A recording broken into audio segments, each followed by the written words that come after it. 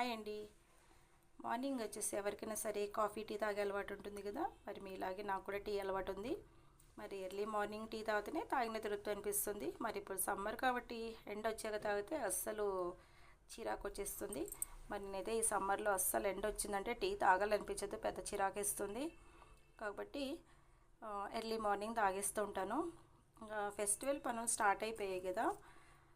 Evening కొద్దిగా తలనొప్పిగా అనిపించేసింది. సరే అనేసి నేను ఎందుకు టీ ఎలాగో అనేసి తీసుకోలేదనమాట. టీ తీసుకోలేదు. రాగి మాల్ట్ చేసుకుందాం అనుకున్నా. కొద్దిగా పండగ పనుల వల్ల చేసుకోలేదు, ఓపిక రాలేదు. ఇప్పుడైతే నాకైతే డిన్నర్ అయిపోయింది.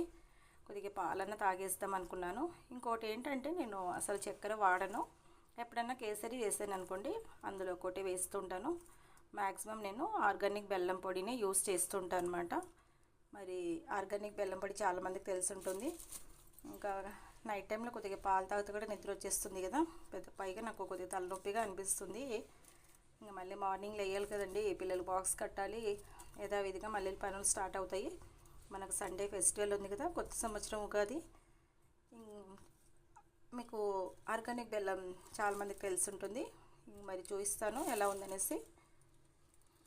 చూడండి, ఆర్గానిక్ బెల్లం ఇది వచ్చేసి ఒక 3 kgs. ఇది 3 kgలు అలా తెచ్చారు. కేజీ వచ్చేసి 120 అంట. మనకు ఆర్గానిక్ బెల్లము చెరుకుతో వస్తుంది.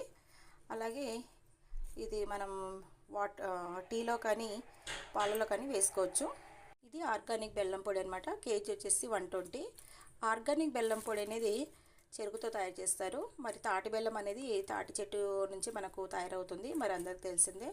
నేనైతే ఆర్గానిక్ బెల్లం పొడినే యూస్ చేస్తాను. చక్కెర అసలు వద్దంటారు మా సార్, వచ్చేసి అవాయిడ్ చేయమంటారు.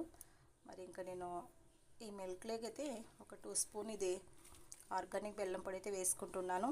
అంతే కదండి, ఎప్పుడు టీ తాగాలంటే అస్సలు తాగలేము. ఇంకా పైగా సమ్మర్ స్టార్ట్ అయింది కాబట్టి నిద్ర వచ్చేస్తుంది. ఓకే అండి, బాయ్, గుడ్ నైట్ అందరికీ.